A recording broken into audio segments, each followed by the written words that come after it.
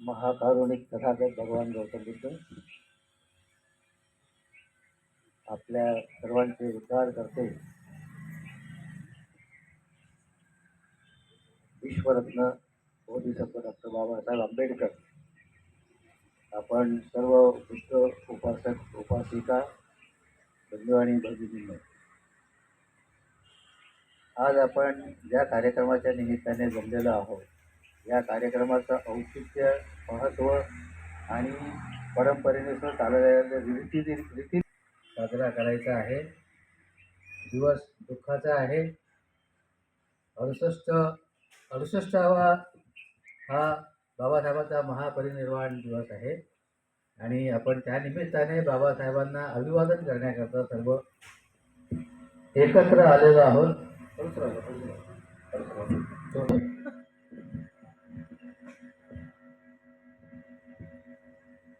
तर हे 68वे महापरिनिर्वाण दिनाचे औचित्य साधून आपण बाबासाहेबांच्या स्मृतींना उजाळा देणार आहोत. बऱ्याचशा गोष्टी आपल्या सर्वांना माहिती आहेतच. त्यांचं कार्य, त्यांनी जो केलेला त्याग आहे, त्यांनी समाजाची जडणघडण करताना ज्या काही गोष्टींचा अवलंब केला आणि समाजाला पुढे नेण्याकरता जेवढे काही शक्य होतील तेवढे सगळे प्रयत्न त्यांनी केले आणि शेवटी मी म्हणेन की शेवटच्या दिवशी ते खरं शांत होऊन समाधानाने गेले असं म्हणायला हरकत नाही. कारण त्यांच्या आयुष्याचं महत्त्वाचं सगळं कार्य त्यांनी या उर्वरित दिवसांमध्ये मागच्या गेल्या म्हणजे शेवटच्या साधारणतः 2-2.5 वर्षामध्ये त्यांनी उर्वरित सगळं कार्य करून शेवटी सगळं संपवून मग ते शांतपणे निघून गेले. रात्रीच्या वेळेस कुणाला काही पत्ताही लागला नाही, अशा अवस्थेमध्ये ते गेले. मी परत त्यांना एकदा अभिवादन करतो. त्यांनी बुद्धांच्या आमच्या समाजाच्या लोकांकरता जे अतिशय गरीब, दरिद्र, गुलामगिरीसारखं जीवन जगत होते, ज्यांच्याकडे काही घर कपडे नव्हते, काही शिक्षणाची सोय नव्हती, खाण्यापिण्याची दोन्ही साधनांची व्यवस्था नव्हती, म्हणून ते हिरिरीने आणि आत्मीयतेने तन मन धन लावून ते समाजकार्य, समाजाच्या उत्थानाकरता प्रयत्न करत राहिले आणि शेवटच्या क्षणापर्यंत त्यांनी ते कार्य केले. मध्यंतरीच्या काळामध्ये आपण बघूया की 1930, 31, 32, 33 वगैरे हा जो काळ होता, बाबासाहेबांनी शिक्षण वगैरे सगळं घेऊन आले. विलायतेतून त्यांनी डिलीट घेतली, डिलीट तर त्यांना येथे मिळाली, DSc घेतली म्हणजे डायरेक्ट डॉक्टर ऑफ सायन्स कोलंबियामधून.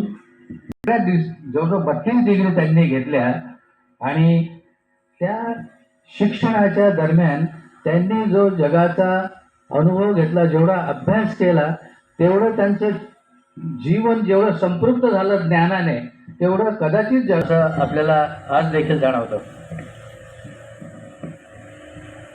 1931-32 मध्ये जेव्हा त्यांनी लोकांच्या मूलभूत गरजा ज्या आहेत त्या भागवण्याकरता जो प्रयत्न करावा, तो प्रयत्नाची पराकाष्ठा करावी लागते. साध्या मूलभूत गोष्टी, अन्न, पाणी, निवारे या गोष्टी ज्या सहज आपल्या लोकांकरता उपलब्ध नव्हत्या.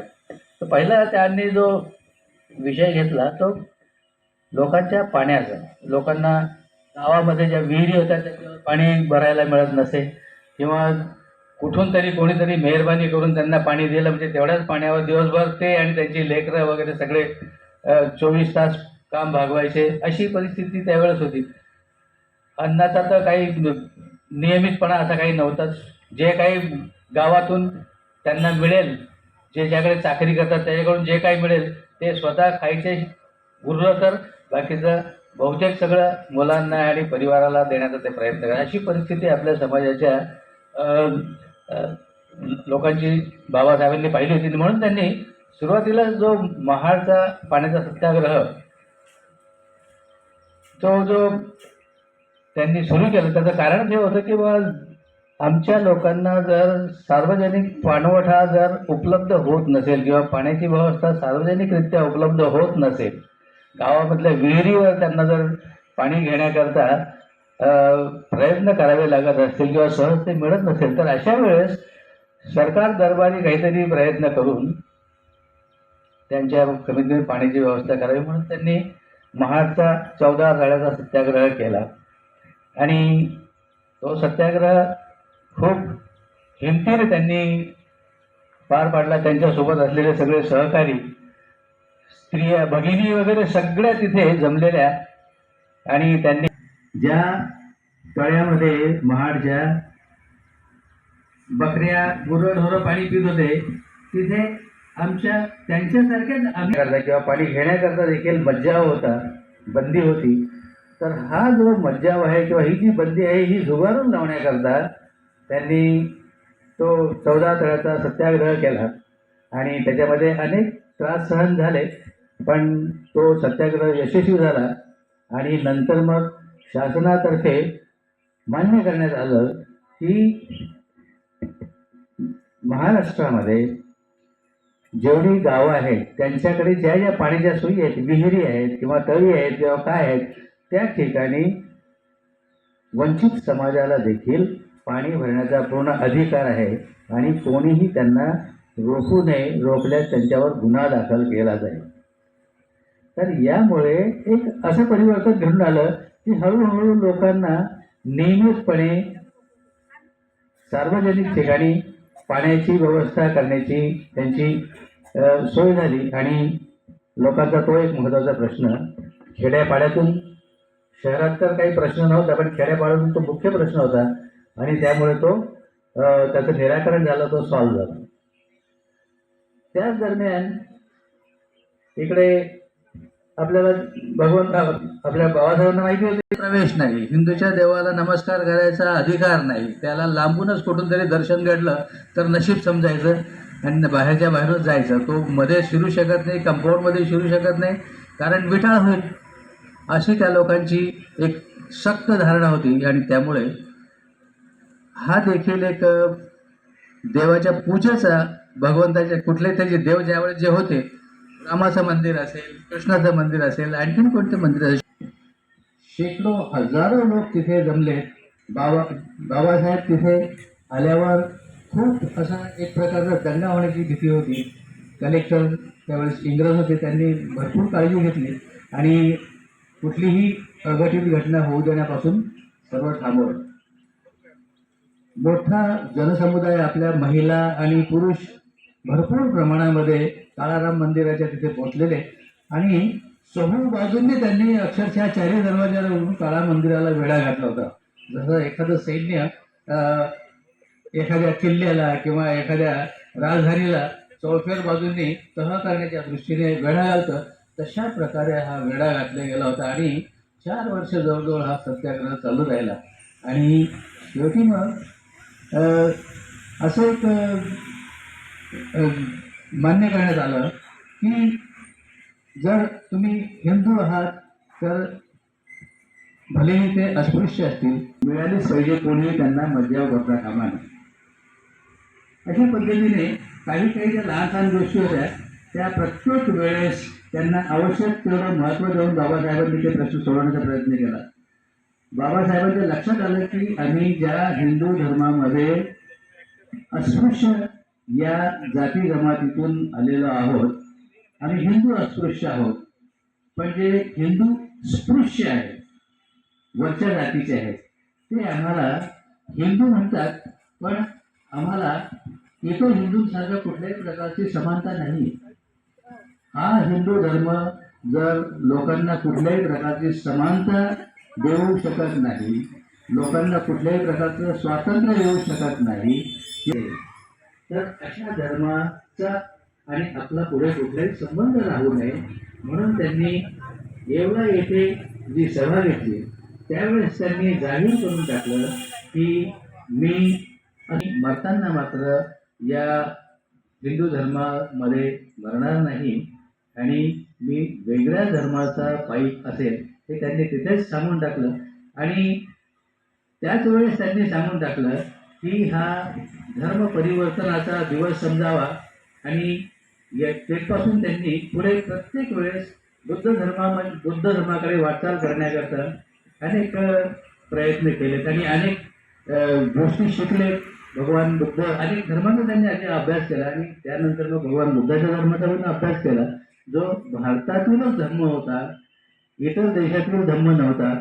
त्यामुळे त्यांनी भगवान बुद्धाच्या धर्माचा परिपूर्ण अभ्यास केला आणि त्या धर्माचे सगळं जे शिकवण होती ती त्यांना मान्य झाल्यासारखी झाली आणि त्यांनी बुद्ध धर्माचा स्वीकार करण्याकरता बरीचशी कामं मग पुढे केली, ज्यामध्ये त्यांनी बुद्ध आणि त्यांचा धर्म वगैरे किंवा आणखीन बुद्ध अँड कार्ल मार्क्स वगैरे अशा ज्या गोष्टी होत्या त्या सगळ्या ज्या पुस्तकांच्या रूपाने त्यांनी त्याचे जे विचार होते ते त्यामध्ये मांडले होते.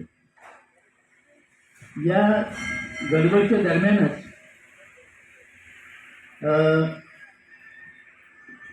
इंग्रज सरकारने इंग्लंडमध्ये लागेल का एक जबाबदारी म्हणून त्यांनी हा विषय हाती घेतला आणि त्यांनी ठरवलं की आपल्या इथल्या एका वरिष्ठ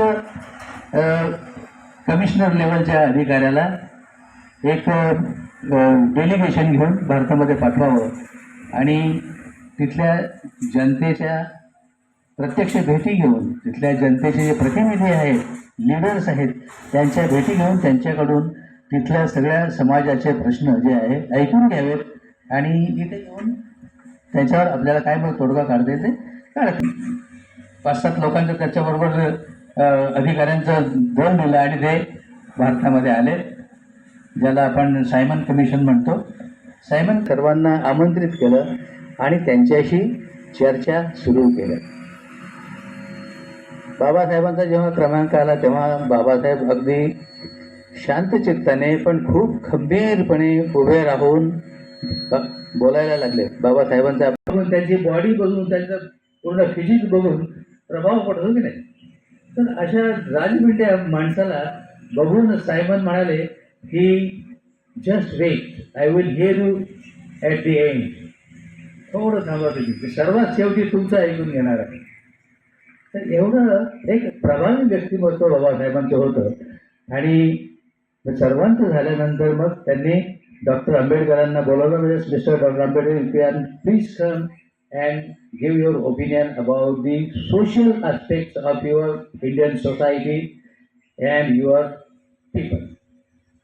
अशा पद्धतीने त्यांनी बाबासाहेबांना जेव्हा आवाहन केलं, बाबासाहेब धीर गंभीर प्रथम उभे राहिले, अभिवादन केलं आणि खंबीरपणे त्यांनी आमच्या समाजाच्या, वंचित समाजाच्या, गोरगरिबांच्या ज्या समस्या होत्या त्या सगळ्या एक एक समस्या अगदी स्पष्टपणे सर्वांच्या समोर निर्भीडपणे सायमन कमिशनला ऐकवल्या, सांगितल्या. आणि तेच इंग्रज लोक सगळे त्यांच्याबरोबर बसलेले होते, ते एकमेकांच्या तोंडाकडे बघायला लागले. इथे जे हाय कमिशनर होते ते पण खाली मान धरून बघायला लागले, कारण काही त्यांनी पण या विषयामध्ये काहीच केलेलं नव्हतं, विचारच केलेला नव्हता. आणि काही विचारही केला असं तरी इथल्या प्रतिष्ठित समाजाला दुखवण्याचं त्यांचा काही मनोदय नव्हतं. त्यामुळे ते जसं चाललंय तसं चालू द्यायचं अशा पद्धतीने ते लोक कारभार करत बसले होते. तर हे सगळं बाबासाहेबांचं ऐकून त्यांनी सांगितलं की आम्ही, आमचा समाज अत्यंत दरिद्र आहे, गरीब आहे, अशा थोड्या दारिद्र्य आहे यांचं, काही खाण्यापिण्याची सोय नाही, यांचा सतत अव्यय केला जातो, समाजामध्ये एकत्र यांना येऊ दिलं जात नाही, इथे जातीपाती असल्यामुळे बऱ्याचशा वेळा यांची अवहेलना होते वगैरे सगळ्या गोष्टी त्यांनी सांगितल्या. लोकांना काही कामधंदे नाहीत, उपासमार होते बऱ्याचशा वेळेस. काहीही या समाजाकरता करण्याचा कुठलाही विचार अद्यापर्यंत प्रशासनाने केलेला नाही. स्पष्ट सर्वांच्या तोंडावर सगळं टणकावून सांगितल्यावर सायमनने सगळं टिपण त्यांचं करून घेतलं आणि इंग्लंडला गेले. मग ते परत मग साधारणतः 2031च्या ऑक्टोबर महिन्यामध्ये त्यांनी भारतामध्ये हाय कमिशनरच्या मार्फत पत्र दिलं आणि ह्या सगळ्या नेत्यांना इंग्लंडला बोलवलं, जिथे त्यांची गोलमेज परिषद आयोजित करण्यात आली होती. गोलमेज परिषद राऊंड टेबल कॉन्फरन्स म्हणजे चौथ्यावर सगळे बसतील आणि समोरासमोर फेस टू फेस सगळे एकमेकाशी बोलतील अशा पद्धतीने ती गोलमेज परिषद त्यांनी आयोजित केली होती. त्याकरता सर्वांना त्यांनी आमंत्रित केलं. बाबासाहेब पण त्यांच्याबरोबर गेले. अनेक लोक जयकर वगैरे सारखे, सप्रू वगैरे सारखे सगळे लोक, कृष्णमाचार्य वगैरे सारखे सगळे लोक तिथे गेले. ज्याने त्याने आपल्या आपल्या सगळ्या ज्या गोष्टी आहेत त्या सांगितल्या परीने सांगा, आम्हाला काही शक्य असेल ते आम्ही करू, जेवढं काही करता येईल तेवढं प्रशासनातर्फे करण्यात येईल. तर ज्या दिवशी गोलमेज परिषद सुरू झाली त्या दिवशी त्या परिषदेचं उद्घाटन करण्याकरता इंग्लंडचे राजे पंचम जॉर्ज यांना आमंत्रित केलं होतं. ते आले. त्यांनी त्या परिषदेचं उद्घाटन केलं आणि जाताना त्यांनी सगळ्यांशी हस्तांदोलन केलं, शेक हँड केला. बाबासाहेबांशी शेक हँड करताना त्याने म्हटलं, I will talk to you later, तुमच्याशी मी नंतर प्रत्यक्ष. किंवा सायमन कमिशनने तिकडच्या राजाला अशा पद्धतीने कळवली होती. त्यामुळे तिथल्या पंचम जॉर्जला, राजाला पण देखील असं वाटलं की या ग्रस्ताच्या म्हणण्यामध्ये काहीतरी दम आहे, आपण ते ऐकायला पाहिजे आणि काही करता आलं आपल्याला भारतामध्ये तर नक्की याच्या सांगितल्याप्रमाणे करा. तर अशा पद्धतीने आमच्या लोकांनी, प्रत्येकाने सगळ्यांनी सांगितलं. बाबासाहेबांनी पण आपलं सगळं असं सांगितलं आणि तिथे त्यांनी सांगितलं की आमच्याकडे कुठल्याही प्रकारचं आमच्या समाजाला प्रतिनिधित्व विधानसभेमध्ये किंवा राज्यसभेमध्ये, लोकसभेमध्ये कुठल्याही प्रकारचं प्रतिनिधित्व आमच्या लोकांना नाही. तर हा देखील पॉईंट त्यांनी नोट डाऊन करून घेतला. सायमन कमिशन, याचं जे परिषद होती, गोलमेज परिषद, ती आटोपल्यानंतर बाबासाहेब परत आले आणि दुसऱ्या वर्षी फेब्रुवारी 1932 मध्ये परत गोलमेज परिषद नंबर 2 आयोजित करण्यात आली. आणि त्यावेळेस मग बाबासाहेबांनी सांगितलं की आम्हाला कुठल्याही प्रकारचं प्रतिनिधित्व नसल्यामुळे आपण कायदा करा की आम्हाला अमुक अमुक पर्सेंटेज प्रमाणे आमची जी लोकसंख्या आहे ती संपूर्ण भारताच्या 1/5 लोकसंख्या आहे, 20% एवढी लोकसंख्या आमची आहे, पण कुठल्याही प्रकारचं आम्हाला वैधानिक मंडळामध्ये प्रतिनिधित्व नाही. त्यांचा तो मुद्दा जो आहे तो त्यांनी नोट डाऊन करून घेतला आणि तिथले जे पंतप्रधान जे होते मॅकडॉनल्ड, त्यांनी याच्यामध्ये विशेष लक्ष घातलं आणि तो मुद्दा जो आहे परत भारतामध्ये पाठवण्यात आला. इथल्या हाय कमिशनरने पण त्याच्यावर आवश्यक जी कार्यवाही करायची होती ती केली.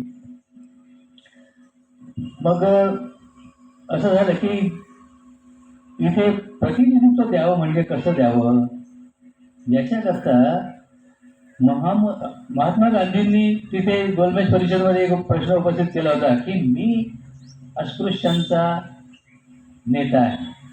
स्पृश्य आणि अस्पृश्य हिंदू सगळे एक आहेत आणि या सगळ्या हिंदूंचा, मुसलमानांचा, सर्वांचा मी एकमेव नेता भारतामध्ये आहे.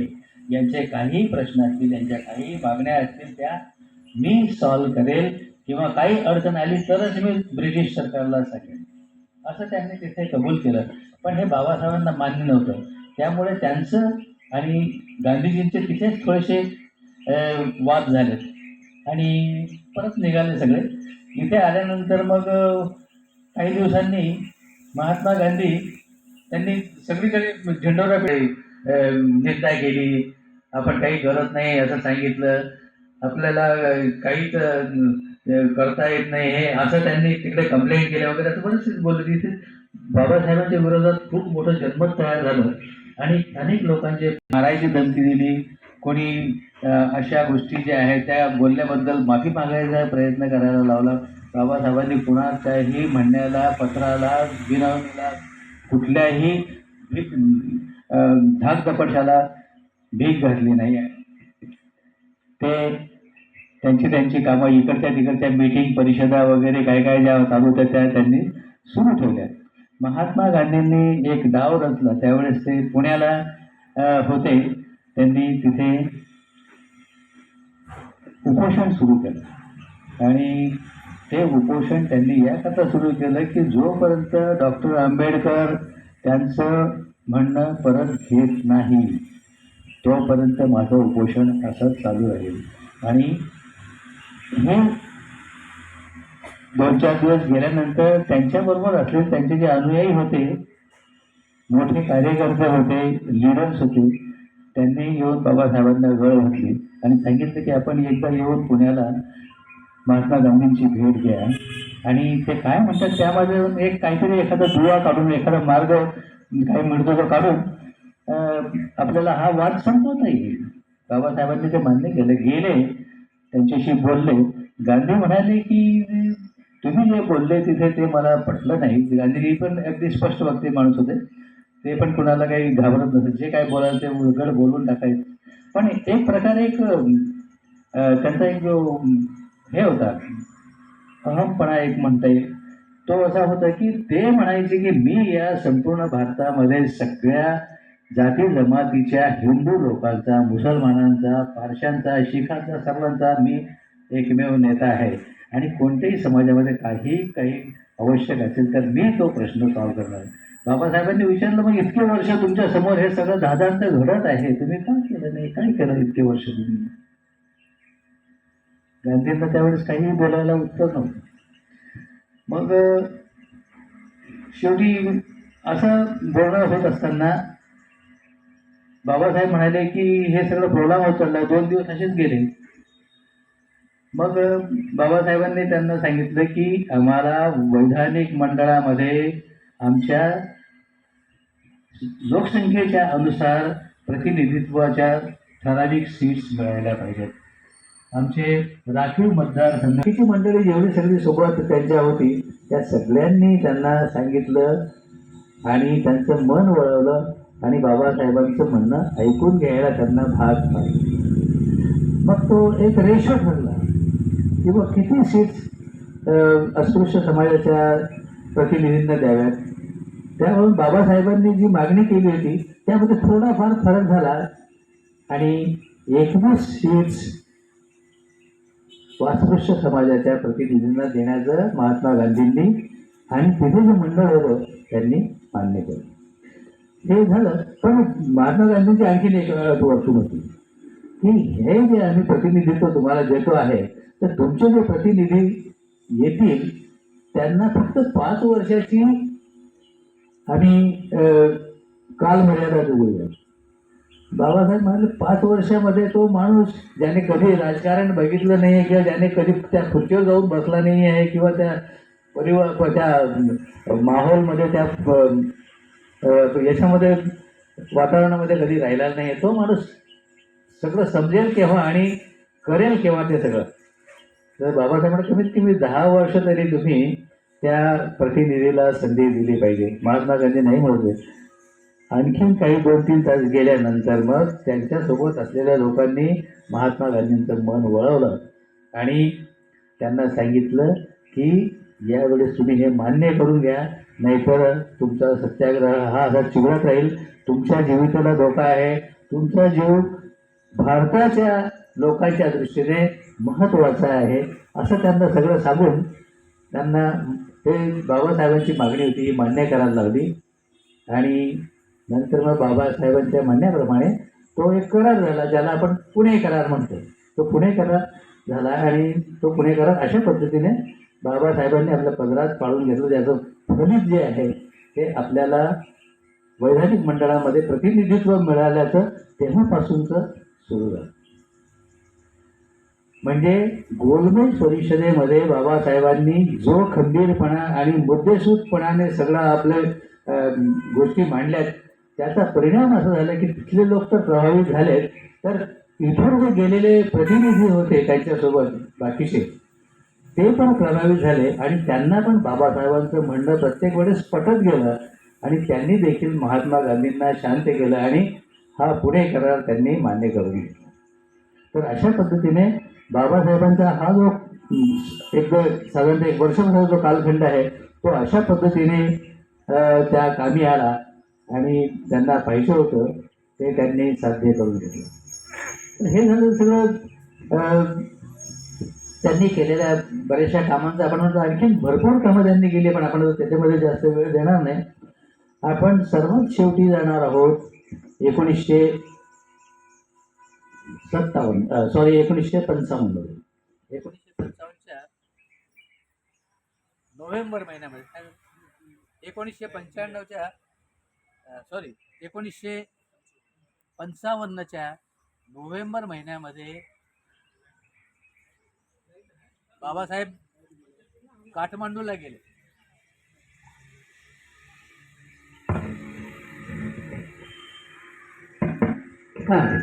तर नोव्हेंबर 1955 मध्ये बाबासाहेबांना काठमांडूमध्ये जी बुद्ध परिषद होती त्या बुद्ध परिषदेचं आमंत्रण आलं होतं आणि ते काठमांडूला नेपाळमध्ये गेले.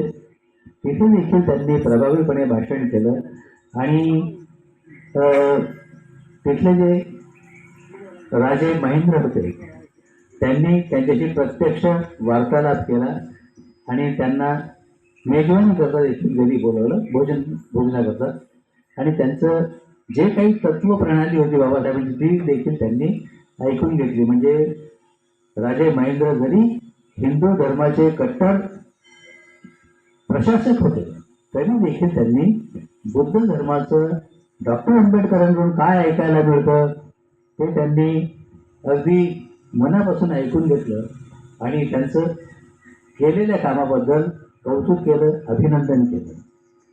अशा पद्धतीने नोव्हेंबर महिना संपायला आला तेव्हा बाबासाहेब बुद्धलेणी जेव्हा ज्या त्या ठिकाणी बुद्धांची जी स्मारकं होती, स्तूप होते, विहार होते त्या ठिकाणी भेट दिल्लीला परत गेले आणि साधारणतः खूप थकून गेलेल्या अवस्थेमध्ये खरं म्हणजे ते त्यावेळेस परत आले होते. आणि अशा परिस्थितीमध्ये त्यांनी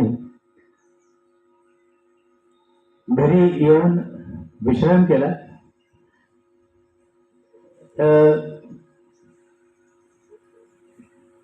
30 नोव्हेंबरला त्यांनी आणखीन एका सभेचं आयोजन करण्यात आलेलं होतं. तिथे जाऊन हजेरी लावली, थोडा वेळच थांबले आणि तिथून निघून आले. 1 डिसेंबर ते 7 डिसेंबरचा हा जो कालावधी होता हा बाबासाहेबांच्या जीवनातला शेवटचा कालावधी होता. तरी देखील त्यांनी कुठल्याही प्रकारची उसंत घेतली नाही, आराम केला नाही, शांत राहिले नाहीत. त्यांची राहिलेली जेवढी कामं होती तेवढी त्यांनी उरकत गेले. बाबासाहेबांनी सिद्धार्थ कॉलेज स्थापन केलं होतं. तिथे लॉ कॉलेज त्यांनी स्थापन केलं मुंबईलाच. औरंगाबादला त्यांनी Milind college science, commerce, arts ही स्थापन केलीत. आणि ही सगळी कामं करताना त्यांनी स्वतः तिथे उभं राहून झटून ती सगळी कामं त्यांच्या पद्धतीने तयार करून घेतली. मिलिंद कॉलेज आपण बघितलं असेल ज्यांनी, आपल्या लक्षात येईल की तिथले घुमट वगैरे किंवा तिथले खांब वगैरे जे असे आहेत की ते बाबासाहेबांनी बुद्ध विहार किंवा ज्या बुद्धांची जी तीर्थक्षेत्र आहेत तशा ठिकाणचे जे शिल्पकलाकृती आहेत त्या तिथे त्यांनी उतरवण्याचा प्रयत्न केलेला. अशा पद्धतीने ते काम त्यांनी स्वतःच्या सुपरविजनखाली करून घेतलं आहे. मी देखील तिथे ग्रॅज्युएशन BSc केलेलं आहे. आणि त्यावेळेस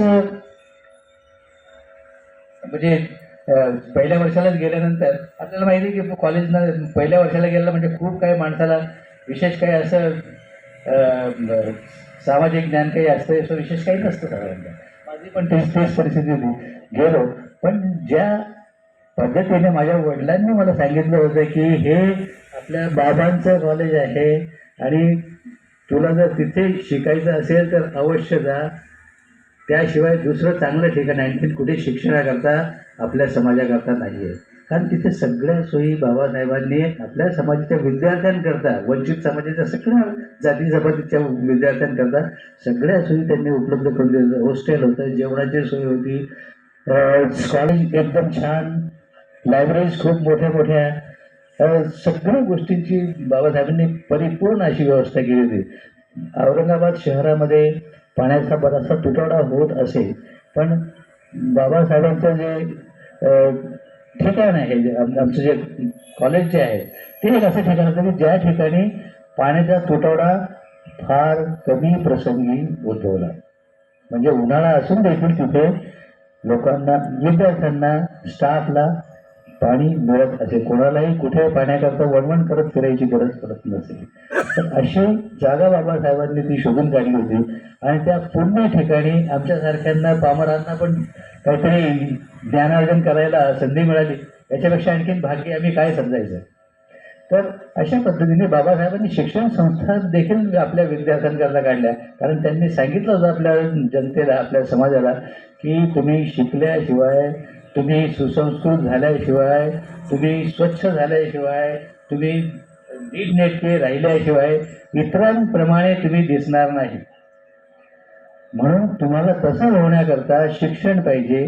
बाबासाहेबांनी सांगितलं की राजकीय जे हे आहे, सारखेपणा जो आहे पुढे आलेला त्यांनी प्रयत्न केल्यानंतर, तर तो तर ठीक आहे, पण सामाजिक सारखेपणा पण येणं आवश्यक आहे. आर्थिक सारखेपणा पण आर्थिक समानता पण येणं आवश्यक आहे. सामाजिक समानता पण येणं आवश्यक आहे.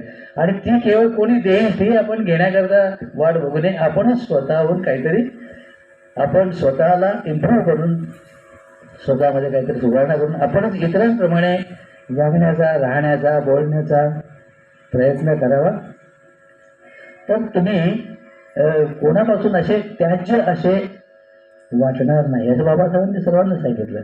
बाबा यायचे त्याचं कारणच मुळात ते होतं की आपल्या समाजाच्या लोकांना देखील, तरुण वर्गाला देखील, लहान मुलांना देखील लहानपणापासून तो एक आदर्श दिसला पाहिजे की आम्ही पण पुढे जाऊन अशाच पद्धतीने राहायला पाहिजे. तरुणांना पण असं वाटायला लागलं की हे चड्डी पैजामा वगैरे घालण्यापेक्षा असंच काहीतरी एक पॅन्ट, छान एखादं शर्ट एकच असेल, 4 दिवसांनी एकदा धुतलं परत घातलं, असं जरी असलं तरी मुलांमध्ये पण ती एक आवड निर्माण झाली. आणि यामुळे आपल्या लोकांमधली जी राहणीमान जी आहे ती सुधारण्यास त्यामुळे फायदा झाला. तर जेव्हा 1 डिसेंबर होती त्यावेळेस बाबासाहेब सकाळी 7:30-8ला वगैरे उठलेत ना, रत्तू त्यांचे जे पर्सनल असिस्टंट होते ते आले. त्यांना काहीतरी त्यांनी पत्र वगैरे टाईप करायला लावले, काही कामं सांगितली, दिवसभराची काही कामं सांगितली. ते सगळं करून झालं, आराम केला त्यांनी. संध्याकाळी कुठल्या तरी ठिकाणी एक सभेचं आयोजन होतं, तिथे जाऊन आले दिल्लीला. त्या सभेमध्ये त्यांनी हजेरी लावली. दुसऱ्या दिवशी परत रात्री 11-11:30पर्यंत जागरण केलं. रत्तूंना काही सांगितलं कामं, पुढच्या दिवसाची काही कामं आहेत ती करायला सांगितली. आमचं जे बुद्ध आणि त्यांचा धम्म याचं जे प्रिंट आऊट काढणं चालू होतं मुंबईला, त्याबद्दलची चौकशी करायला सांगितली रत्तूला, किंवा मुंबईच्या त्या प्रेसमध्ये चौकशी करा की बाबासाहेबांचं जे भगवान बुद्ध आणि त्यांचा धम्म जो आहे, या पुस्तकाच्या प्रकाशनाच्या प्रती कधीपर्यंत आम्हाला मिळू शकणार आहे. तर त्यांनी सांगितलं की साधारणतः 1 महिना लागेल. बाबासाहेबांनी सांगितलं असं नका करू, माझ्याजवळ वेळ बिलकुल कमी आहे, माझ्याजवळ जास्त वेळ नाही आहे, आणि हे पुस्तक जितक्या लवकरात लवकर तयार होईल, मला जास्त प्रती नका देऊ, 5,000 प्रती फक्त द्या सुरुवातीच्या, पण मला खूप घाई आहे, त्या प्रतींचं मला खूप काम आहे. सगळ्या देशांमध्ये बुद्धधर्मीय देशांमध्ये देखील मला त्या वाटायच्यात, आणि भारतामध्ये देखील आमचे जे ज्ञानी लोक आहेत त्यांच्याकडे द्यायचे आहेत. इतर धर्माचे जे ज्ञानी लोक आहेत त्यांना पण त्या द्यायच्या आहेत, असं बाबासाहेबांचं एक मत होतं. त्यामुळे त्यांनी कमीत कमी म्हणे 5,000 प्रती तरी आम्हाला सुरुवातीला द्या. तर ते काम तशा पद्धतीने चालू होतं. बाबासाहेबांच्या ज्या बुद्ध आणि त्यांचा धम्म जो आहे याच्या प्रिंट्स काढायला सुरुवात झाली होती, पण पूर्ण झालेल्या नव्हत्या. तर अशा दररोज एक कामं रत्तूंकडून ते करून घेत होते. आणि शेवटच्या दिवशी 5 तारखेला त्यांनी सांगितलं की याची जी प्रस्तावना जी आहे बुद्ध आणि त्यांचं धम्म, याच्यामध्ये ह्या एवढ्या सुधारणा करायच्या आणि हे त्याच्यामध्ये घालून घ्या. त्यांनी लिहून दिलं त्यांना, म्हणजे डिक्टेट केलं, आणि त्यांनी ते टिपण म्हणून लिहून घेतलं, आणि ते सगळं त्यांनी दुसऱ्या दिवशी मुंबईला पाठवायचं होतं. रात्रीचे 11:15 वाजले 5 तारखेला. पहिली गोष्ट म्हणजे 5 तारखेचीच गोष्ट मी तुम्हाला आधी सांगतो की 5 तारखेला दिवसभराचा जो घटनाक्रम होता जो अशा पद्धतीने होता की सकाळी बाबासाहेब उठले, रत्तूंनी चहा पाणी वगैरे दिलं. खूप थकलेल्या अवस्थेत होते तरी चहा पिल्यानंतर बाबाला थोडंसं बरं वाटायला लागलं. काही पेपर वाचन वगैरे केलं आणि थोडंसं बाहेर जाऊन येतो म्हणून म्हणाले, पण काही जाण्याची त्यांची इच्छा झाली नाही. दुपारी त्यांच्या पत्नी सविताबाई त्या आणि त्यांचे जे फॅमिली फ्रेंड डॉक्टर मालवणकर हे खरेदी करता दिल्ली शहरामध्ये काही आणायला वगैरे गेले. पण त्यांना खूप उशीर झाला. संध्याकाळी 5 वाजून गेले तरीपर्यंत आले नव्हते. बाबासाहेब खूप भडकले, खूप चिडलेले होते, रागावलेले होते आणि त्यांचा राग एवढा अनावर झालेला होता की ते काहीही कुणाला फेकून मारण्याच्या अवस्थेमध्ये एवढे क्रोधित झालेले होते. जेव्हा त्या सविता आंबेडकर संध्याकाळी 5:15 आसपास जेव्हा आल्या तर बाबासाहेबांनी खूप काहीतरी त्यांना बोलले आणि त्या घाबरून लगेच त्यांच्या बेडरूममध्ये गेल्या. बाबासाहेबांनी रत्तूला सांगितलं की असं असं एक काम करा, ते करा, काय करा. संध्याकाळी साधारणतः 7:30 वाजता जैन धर्मियांचं एक डेलिगेशन, एक प्रतिनिधी मंडळ बाबासाहेबांना भेटायला आलं आणि त्यांनी सांगितलं की बुद्ध आणि जैन हे जे समीकरण आहे हे भारतातून आहे आणि भारतीय जनतेच्या कल्याणाकरता हे एक समीकरण आमच्या नेत्यांनी, आमच्या गुरूंनी तयार केलेलं आहे आणि हे पुस्तक आम्ही त्यांच्या वतीने आपल्याला भेट देण्याकरता आलेलो आहोत. बाबासाहेबांनी ते घेतलं, ठेवलं, चहापान वगैरे झालं आणि मग त्या प्रतिनिधी मंडळाच्या लोकांनी सांगितलं की उद्या सकाळी आपली भेट आमचे जे गुरु आहेत, मुनी आहेत, त्यांना घ्यायची आहे. तर आपण कृपया आले तर बरं होईल. कारण ते मुनी फार म्हातारे आहेत आणि त्यांना जास्त कुठे जाण्याला जमत नाही. तर बाबासाहेबांनी सांगितलं त्यांना, ठीक आहे, मला बरं वाटलं उद्या तर मी येऊन जाईन आणि अवश्य त्यांना भेटेन. त्याच्या अगोदर त्यांनी मुंबईला जाण्याकरता 14 तारखेला त्यांना मुंबईला जायचं होतं, 14 डिसेंबरला. कारण तिथे गेल्यानंतर जो धम्मचक्र प्रवर्तन दिनाचा जो कार्यक्रम, धम्मदीक्षेचा कार्यक्रम जो नागपूरला झाला होता तोच कार्यक्रम मुंबईमध्ये आयोजित केलेला होता 14 डिसेंबरला. आणि त्या कार्यक्रमाला जाऊन तेथे लोकांना बुद्ध धर्माची दीक्षा देण्याचं काम त्यांना करायचं होतं. खूप मोठं काम ते होतं त्यांच्या दृष्टीने, ते काम त्यांना करायचं होतं. पण कदाचित मी येथील ते माहिती मान्य नसावं. रात्री साधारणतः 10:30च्या दरम्यान रत्तूने साहेबांना काही पाहिजे का म्हणून विचारलं. त्यांचा सुदामा नावाचा जो सुदामा गंगावणे तो त्यांचा जो कुक होता स्वयंपाकी, त्याला सांगितलं की मला फक्त भात आणि थोडीशी त्याच्यावर डाळ वगैरे आणून दे, जास्त मला काही खायचं नाही. ते त्यांनी खाल्लं. रत्तूला काही सूचना दिल्या. आचार्य आत्रेंकरता एक पत्र, श्रीमद जोशींकरता एक पत्र तयार करून घेतलं आणि उद्या म्हणे हे मुंबईला ताबडतोब रवाना करा. आणि आपलं जे हे आहे, मी तुम्हाला जे नवीन प्रास्ताविक लिहून दिलेलं आहे आपल्या बुद्ध आणि त्यांचा धम्मया ग्रंथाकरता, ते त्याच्यामध्ये इन्क्लूड करायला प्रिंटरला सांगा आणि लवकरात लवकर त्या प्रती आपल्याला मिळतील अशी व्यवस्था करायला त्याला परत माझ्याकडून एकदा सूचना द्या. रत्तू म्हणाला ठीक आहे. रात्री साधारणतः 11:15 वगैरे वाजले असतील. रत्तूने साहेबांचा निरोप घेतला आणि घरी गेले. ते बाबासाहेब झोपले, शांत झोप लागली होती. सकाळी साधारणतः 6:30च्या दरम्यान सविता आंबेडकर उठल्या. त्यांनी बाबासाहेबांच्या खोलीमध्ये डोकावून बघितलं. त्यांनी उशीवर एक पाय ठेवलेला होता आणि झोपलेले होते. त्यांना वाटलं की हे गाढ झोपलेले आहे, त्यांना आता डिस्टर्ब करण्यात काही अर्थ नाही. म्हणून त्या स्वतःहून गुपचूप बाहेर निघून गेल्या आणि त्यांच्या हिरवळीवर फिरायला वगैरे थोडा वेळ फिरल्या. 15-20 मिनिटानंतर अर्ध्या तासाने थोडंसं परत आल्यानंतर जेव्हा त्यांनी परत बघितलं, आवाज दिला, हलवलं, तेव्हा बाबासाहेब नव्हते. तर त्यांना सुचतच नव्हतं काय करावं. ते एकटे होत्या घरात. त्यांनी ताबडतोब रत्तूला फोन केला आणि जसा असेल तसं त्याला बोलवलं. रत्तू आल्यानंतर तो अगदी हंबरडा फोडायला लागला. तो आणि सविताताई पण, त्या सविता मॅडम पण तशाच हंबरडा फोडायला लागल्या. अशी परिस्थिती झाली. त्यांच्या व्यतिरिक्त दुसरं कोणी नाही. ताबडतोब मग रत्तूने, तो एवढा भावनाविवेक झाला होता, बाबासाहेबांच्या पार्थिवाजवळ गेला. त्यांनी सांगितलं की बाबासाहेब, मी काम करण्याकरता आलेलो आहे, मला काम सांगा. रडत रडत त्याने हे सगळं त्यांना विचारलं, सांगितलं, पण काही उपयोग झाला नाही. शेवटी रत्तूने प्रशासनातील सर्व अधिकाऱ्यांना, मंत्र्यांना, जवाहरलाल नेहरूंना, सगळ्यांना फोन करून सगळ्यांना हे कळवली दुःखद बातमी.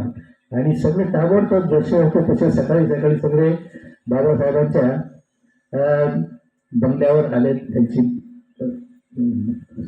शेवटचं दर्शन जे म्हणतात तसं त्यांनी घेतलं.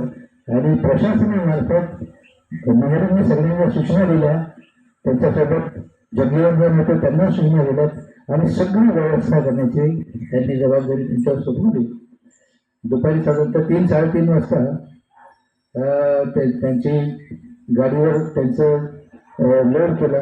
हजारोच्या संख्येने लोक दिल्लीमध्ये रस्त्यांच्या चौफेर दोन्ही बाजूंनी उभे होते त्यांना शेवटचं अभिवादन करण्याकरता. आणि त्यानंतर विमानतळावर गाडी नेण्यात आली. सगळे जे जवळचे लोक होते ते बाबासाहेबांबरोबर विमानामध्ये मुंबईला गेले. मुंबईला साधारणतः संध्याकाळी 4:30च्या आसपास विमान पोचलं. तिथे हा जनसागर जमा झालेला. आपल्याला सांगतो मी की 6 डिसेंबरला सायंकाळी जेव्हा ही बातमी वाऱ्यासारखी पसरली महाराष्ट्रभरामध्ये, आम्ही भुसावळला राहायचो, तर तिथे साधारण दुपारी 3 ते 4च्या दरम्यान सगळीकडे ही बातमी पसरली. आमच्या वडिलांनी आमच्या काकाला सांगितलं की हा शाळेत गेला, त्याला घेऊन या. काका गेले, मला शाळेतून घेऊन आले. घरी बघतो तर सगळे रडत होते.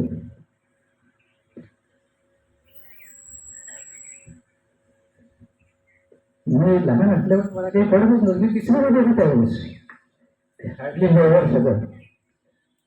पण तरी असं वाटलं की बाबा हे सर्वांचे बाबा, आपल्या वडिलांचे पण बाबा, आपल्या पण बाबा, आपल्या सगळ्यांचे बाबा, ते गेले. त्यामुळे मला पण खूप दुःख झालं. आणखीन मला काही एक्सप्लेन करता येणार नाही. तर अशा अवस्थेमध्ये सगळं जनसमुदाय, ज्या ज्या ट्रेन्स मिळतील त्यांनी मुंबईला जात होते. सगळे जसं जमेल, ज्या वाहनाने जमेल, ट्रेन्स ज्या ज्या मिळतील त्यांनी सगळे लोक मुंबईला रवाना झाले आहेत.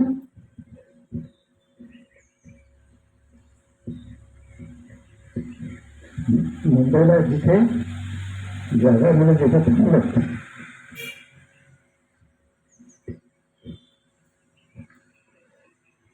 बाबांचं अंतिम भाषण घेण्याकरता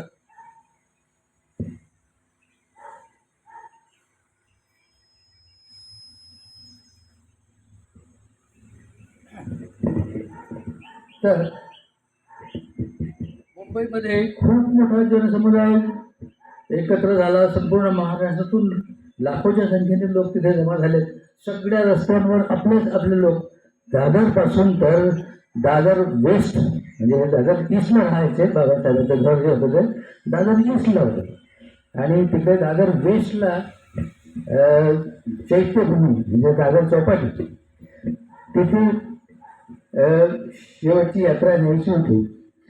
सगळीकडे सगळे रस्ते चौफेर जनसमुदायाने पूर्ण भरलेले होते.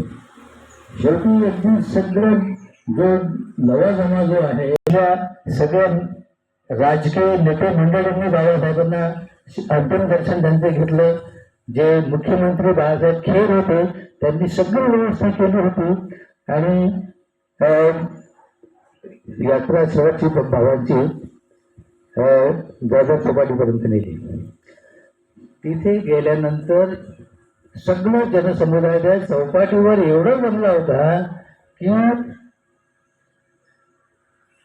अरबी समुद्र तिथे चौफेर एवढी जनता होती की त्या समुद्राला महासागराचं स्वरूप आल्यासारखं वाटत होतं.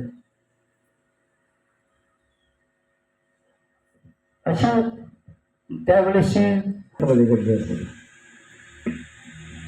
सर्वात शेवटी भिक्खूंचं चंद्रमणी जे आहे त्यांना बोलवणं झालं होतं आणि म्हणजे ज्यांनी भिक्षा आणि बाबासाहेब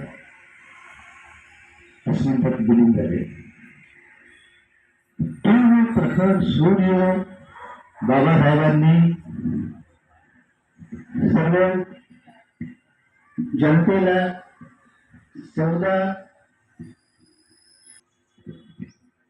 भिक्षा दिली. त्या दिवशी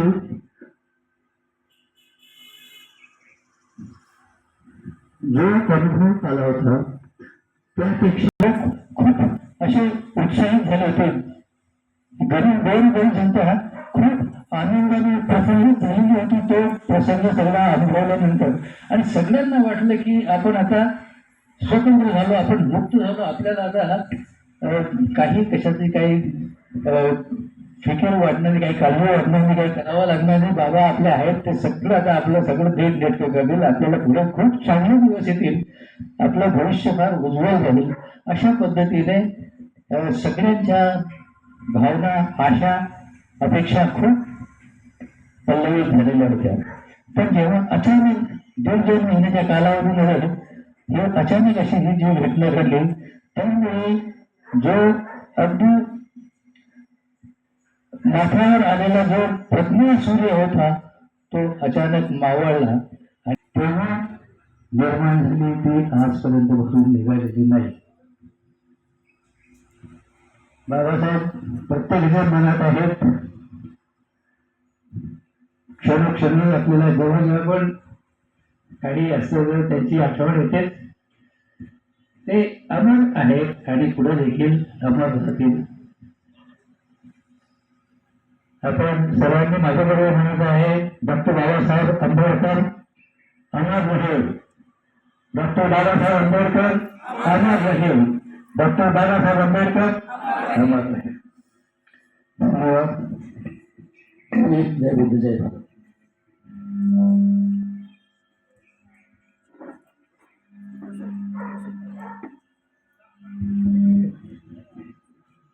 आता बाबासाहेब साहेबांनी आपल्याला या